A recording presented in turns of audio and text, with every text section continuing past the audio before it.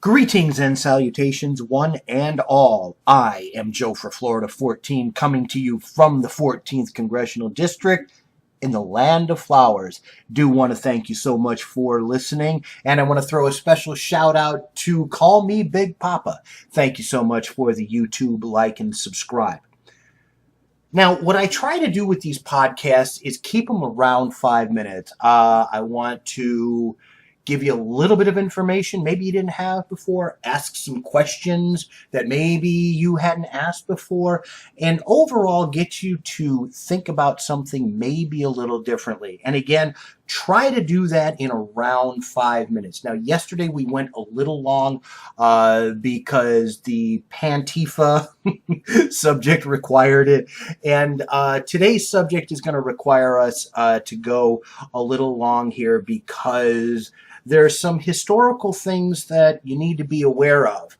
So, without further ado, let the mayhem begin. Tomi Lahren. Boy, was social media in a tizzy yesterday after it was announced that Fox News was bringing her on as a contributor. She is going to be a regular guest on Hannity. And, you know, we saw the taglines, conservative firebrand, conservative bombshell, controversial commentator. Now, Tomi is certainly a firebrand. She brings it each and every time. And she is certainly a bombshell. She's young enough to be my daughter, but she certainly is very easy on the eyes. And depending on what side of the fence you are, she can be controversial. What she is not is a conservative. And I will say that again. Tomi Lahren is not a conservative. Because if you recall back in March, on an episode of The View, she revealed that she was pro-abortion. Now, some of you are saying, no, it's pro-choice. No, it is pro-abortion. Because pro-choice means, in very few instances, is the choice made for life. In an overwhelming majority of cases, abortion is the choice made. So pro-choice is pro-abortion. Now, because of that revelation, Tomi Lahren was later suspended, then released from her contract. Now, some of you out there are saying, well, you can be a conservative and still be pro-choice. No, you cannot. Okay? You don't get to make that stuff up. You know, people make up, things for themselves all the time. Like, oh, I'm libertarian leaning, or I'm a conservatarian, or I am an agnostic atheist. No, you're not. You're an uneducated, uninformed dolt who likes to make up titles to bestow upon yourself. Okay? Let's just call that what it is. Now, why do I say Tomi Lahren is not a conservative because she is pro-choice? Well, to say that, we need to look at the history of conservatism. And a good place to start is with Edmund Burke. Now, Edmund Burke is famous for this quote, which we've all seen on Facebook and Twitter: the only thing necessary for the triumph of evil is for good men to do nothing. That has been true, throughout history. But I want to throw another one at you. He also said this: whatever each man can separately do without trespassing upon others, he has a right to do for himself, and he has a right to a fair portion of all which society, with all its combinations of skill and force, can do in his favor. All men have equal rights, but not to equal things. He went on to say the restraints on men as well as their liberties are to be reckoned among their rights. Now, I want to focus on whatever each man can separately do without trespassing upon others. Abortion is the ultimate trespass. It is the needless murder of the most defenseless among us. Medical science has repeatedly confirmed life begins at the moment of conception. And when you look at today, less than 3% of pregnancies are even high risk. Less than 1% is the mother's life in danger. Today, abortion is an unnecessary evil that should be abolished. It won't be, but it should be. And this is what Tomi Lahren supports. Now, there is another quote that I want to share with you. This is from Lord Acton. Now, he is famous for saying, power tends to corrupt, and absolute power corrupts absolutely. But he also said that the forces of evil were constant and variable, but so were the truth and higher purpose.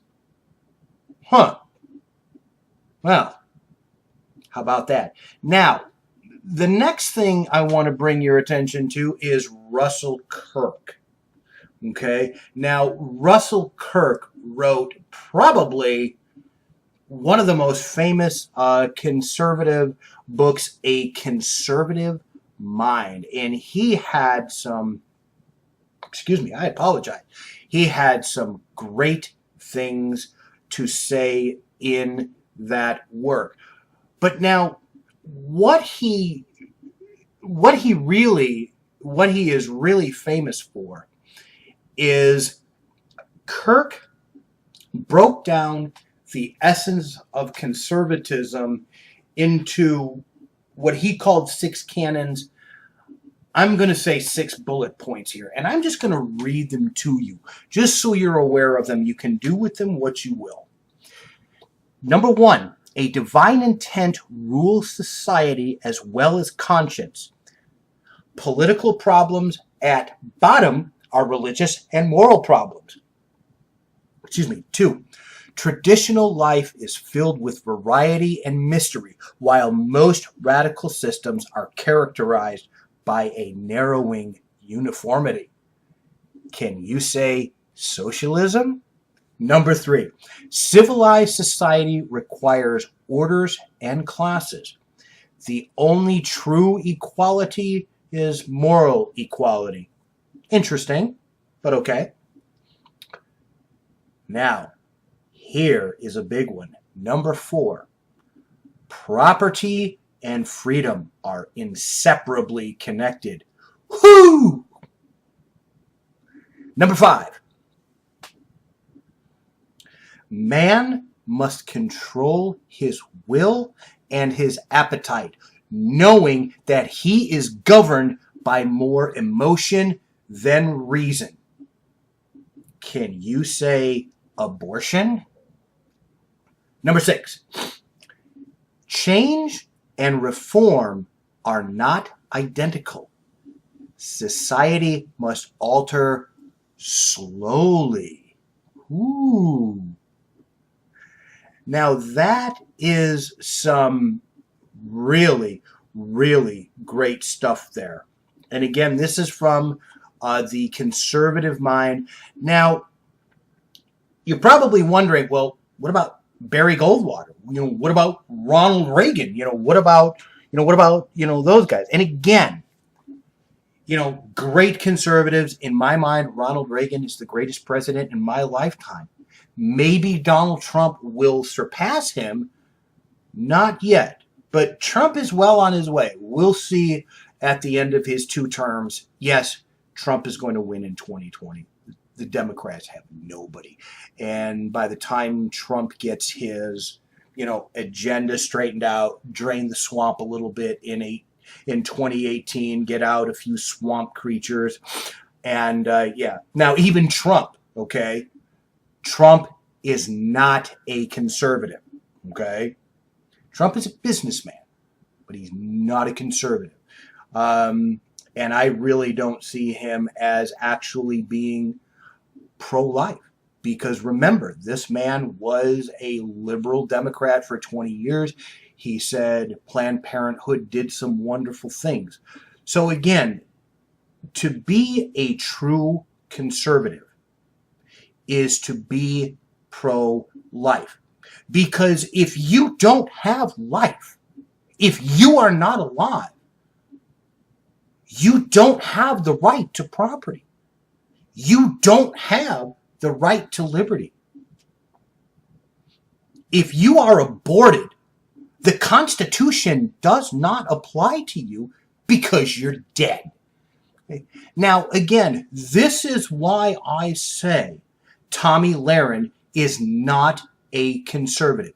Because, again, the history of conservatism lies in liberty, in rights, and even if you want to bring the religious aspect into it, which I purposely did not, because again, I wanted to focus on another area, because religion opens up a whole Pandora's box that I just did not want to get into. But again, your right to liberty, your right to pursue your happiness, the Constitution, the Bill of Rights, your freedom to express yourself, your right to bear arms, your right to privacy, your right to a trial by jury of your peers. You can't have these things if you are murdered before you are ever born. Tomi Lahren is not a conservative. Thank you so much for listening.